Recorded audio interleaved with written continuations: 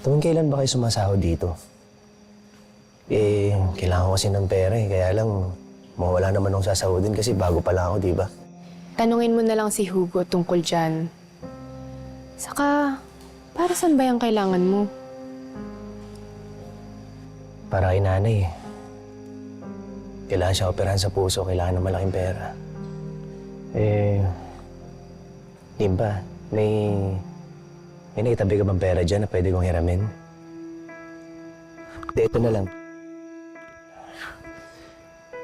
Ito, sanla ko na lang sa'yo ito. Totoong ginto yan.